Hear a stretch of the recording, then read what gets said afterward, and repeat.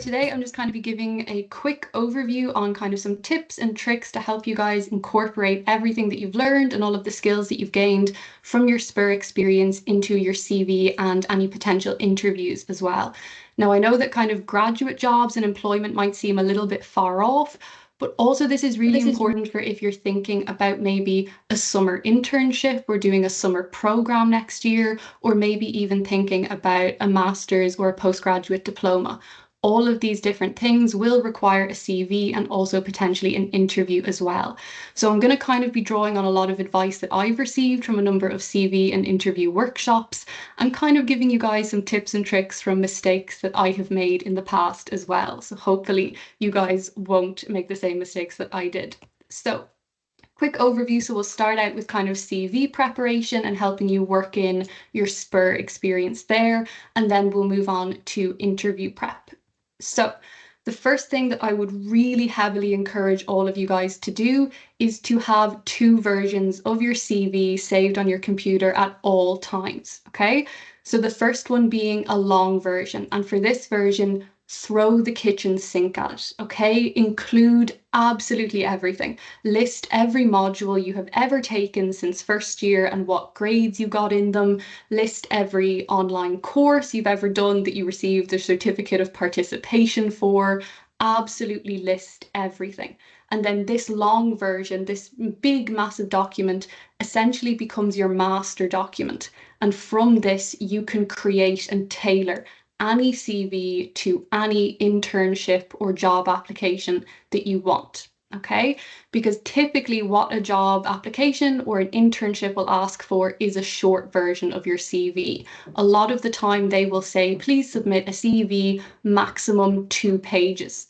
And a lot of the times it's really difficult to get your CV down to 2 pages, which is why it's really handy to have this long version and this short version on the go at the same time. So here are kind of all of the generic titles and headings that I'm sure you're all very familiar with that your CV should have.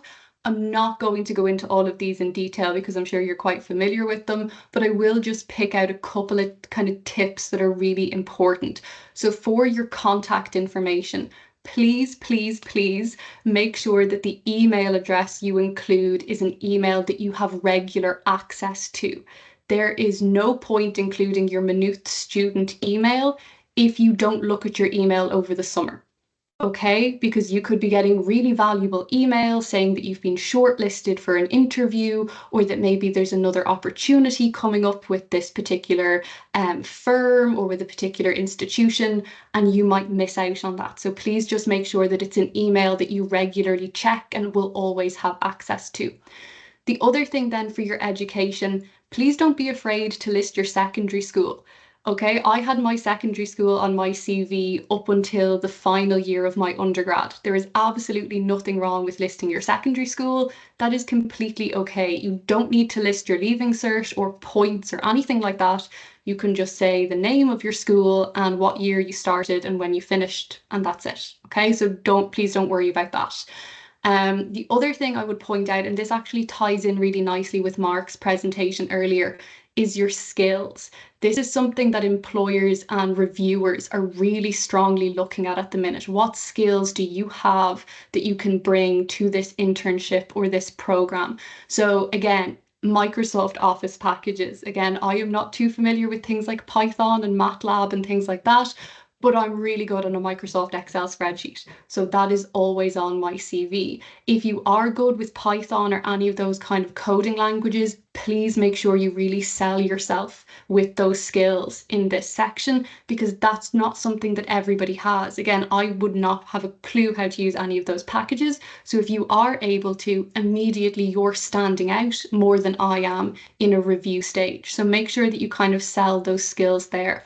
The other thing then is volunteer experience. This often gets overlooked, but it's really, really important. So volunteer, this could be something as simple as helping out at a university open day, or volunteering at a conference to give people directions, or help out at a registration desk and things like that. All of that stuff shows that you are helping your academic community, that you're willing to give back. It's really, really valuable stuff. So please don't overlook that when you're kind of looking back at your own experience and things like that. So moving on to incorporating SPUR, then these are actually two screenshots from my own CV from when I did SPUR. So you can see here the difference between my long version and my short version, and they kind of just do what they say on the tin essentially. So as you can see here, I've labeled it research assistant. You guys can feel free to call it like intern or intern assistant. You can kind of use whatever phrasing you like, but the most important thing is to put the institution down. So make sure you write Maynooth University and then tab across to put the months and the year that you did it, because you guys will be going on to do, you know, a lot more fun and kind of exciting research things in the future. So you will be adding to this on top of it. So just make sure that you have your dates and your months in there. Another really important thing for the long version is this summary. Okay, you will forget all of the things that you did during SPUR, because I definitely did. And doing this experience, it's been brilliant to look back over everything that I did during my SPUR project. So do a little description to yourself and write down what you did, what you prepared for. Did you have, like, I had a SPUR partner that I worked with. Did you have a SPUR partner? The other really important thing is for your supervisor, put down Maynooth University in brackets beside their name. This was actually feedback I was clearly given after an interview. I know who Lindsay Black is because Lindsay taught me for 4 years. So of course I know who she is. But if I'm applying for a research position or an internship in the UK, they might not have a clue who Lindsay is. So it's really important to include the institution there, because that just makes it crystal clear for the reviewer where my experience is. The other key thing is to put the title of your project. So this is the title of the project that was advertised to you when you were kind of applying for your SPUR project, because that gives people a sense of what area you were researching. So for my short version, all it says is gender, crime and criminal justice. And if the reviewer thinks that that's interesting, they can then ask me more about that in the interview. Okay, so that's kind of just an example of how that works. Now, this is where my CV got a little bit messy, because again, SPUR is a scholarship. It is a funding opportunity, so you can incorporate it in two different places. Now, up until very recently, SPUR was the only scholarship that I had ever received, so I didn't particularly want to have a funding section on my CV with only one thing listed in it. I thought that that might have just looked a little bit sad. So I created a new section in my CV called Awards and Additional Experience, which essentially is just academic jargon for here is a load of miscellaneous stuff that I couldn't fit anywhere else, essentially. So you can see that I listed my SPUR scholarship here and then very clearly put the month and the year. I also just want to flag to you though the Muse Awards that I have listed here. So I did receive a Muse Award following the SPUR scholarship, but then during my master's degree, I actually continued with Muse and I went on to do the Platinum Muse Award. And honestly, I thought it was brilliant. I thought it was really fun, but it is something I have been asked about multiple times in interviews and following interviews, because it is something that employers and other academics from other institutions are interested in, because it's quite unique to Maynooth University. So I would really encourage you guys, if you're interested in it, definitely kind of look into it a little bit more, because I thought it was great experience and it does look really good on your CV as well. So moving on then to kind of the interview preparation, because your CVs are going to look so exceptional that you are all going to get shortlisted for interviews. So how do we kind of prepare and how do we kind of answer these questions? Because there are some do's and don'ts, okay? So the first question that is really, really common to come up in interviews is the hypothetical, okay? Interviewers love a good hypothetical. So essentially, this is where they will ask you, if we asked you to conduct a certain task, like a literature review or a science experiment, how would you do it? Tell me how you would go about this. Now, this is brilliant if you have experience doing this during SPUR, because this is an amazing opportunity for you to jump in and say, oh, well, actually, I do have experience conducting this experiment under the supervision of my supervisor during my SPUR project, which I was successfully awarded on a competitive basis. And it means that you can really kind of show off there. But please don't panic if you don't have experience. It is just a hypothetical. It is perfectly okay to say, well, if you did ask me to do this, here's how I would go about it. That is perfectly fine too. The biggest thing to not do is don't panic and just jump straight to the end. Don't say, oh, well, if I were to do a literature review, after I had finished compiling all of my sources, I would start writing it up very clearly. That's You've kind of jumped to the very end there. Make sure you start at the beginning. And particularly if you're working in the area of science, talk about your safety precautions. What are you doing to ensure your own safety, the safety of other people you're working with? If you're asked about anything to do with human participants, make sure you say, oh, well, first of all, I'd make sure I have ethical approval to do this, because that's showing the researchers that you're aware of these kind of other factors as well. The other thing then, which I always like to finish on, is to kind of highlight, I would finish this task by any specified deadlines. This is just a really nice way of showing off to the reviewer that you have experience, because again, you've all done SPUR, so you've all had your own individual tasks and deadlines to meet, that you are capable of doing tasks to meet certain deadlines. And that's really important for your kind of time management and your organizational skills, which looks really, really good to reviewers. The next question is one that really is not a very nice question. Tell me your weakness. This is one that, unfortunately, I was asked this in an interview once and I did slightly panic. There are no-nos here, okay? I have interviewed students who have said, oh, my weakness is that I'm just too caring and kind. My weakness is that I'm too much of a team player. Unfortunately, they're not kind of good answers, because they're really positive traits. We all want to be very kind and caring and work well in teams. But the thing is, you don't necessarily have to say a weakness. Just try and find something that maybe you aren't as proficient in as your other skills. Okay, so I have an example here at the bottom of what I said during my mock online interview during SPUR. I said I do not have a lot of experience speaking in public, because at the time I really didn't. I was incredibly nervous speaking in front of people. However, in order to address this, I applied for the Maynooth SPUR program, where I will be presenting my research at the research symposium to a non-expert audience. So we've kind of reframed a negative into a positive. We've said, look, here is something that I'm not particularly strong at, but I'm already being proactive in trying to improve this and better myself. And that's what really stands out to employers, that ability to say, look, here's something that I'm not as strong on, but don't worry, I'm already working on it. So that looks really, really good. So the last question is one that I've spoken to a number of employers about, and they have said this is the one that catches candidates out the most. Okay. Do you have any questions for me? Okay, now it might sound like a really benign question, but this is where a lot of people fall down on. If you're asked this question, you should say something. I've had a lot of people who said, oh yeah, I was interviewing a candidate and it was going really well. And then we asked this question and they just said, nope, thanks very much for your time. Goodbye. And that had a real impact on the entire interview process afterwards. So my advice, and what I've always been advised by my supervisors, is to go prepared with 2 questions. Now, I have only ever had time to ask 1 question, so don't panic if you only get to ask 1, that's totally okay.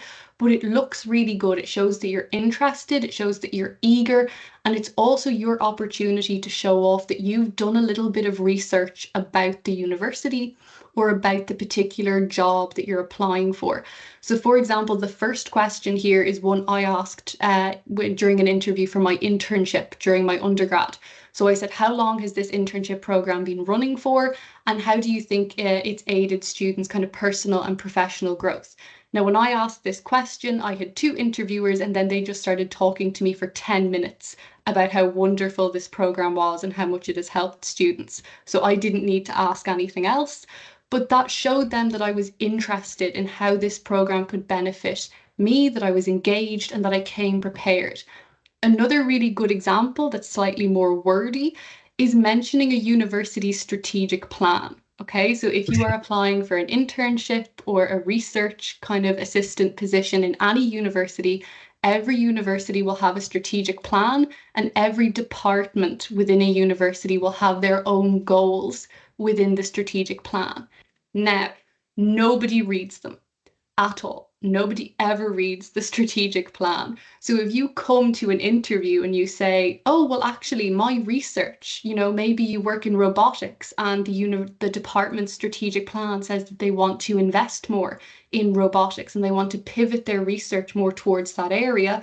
If your research aligns with that area, you can show off, well, actually, according to your strategic plan, my research seems to fit very well in terms of this direction. What are your plans to improve the robotics infrastructure here? So it kind of just shows off that you've done a little bit of research and you've read something that most people don't bother to go and have a look at. And all university strategic plans are freely accessible online. You just have to do a bit of a Google first. Okay, so hopefully that will kind of give you guys a little bit of a head start on other candidates. So red flags. This is something that I did kind of want to briefly touch on. So I've kind of gone through some of the do's and don'ts for you guys in terms of what you maybe could say and maybe some things that you shouldn't say in interviews.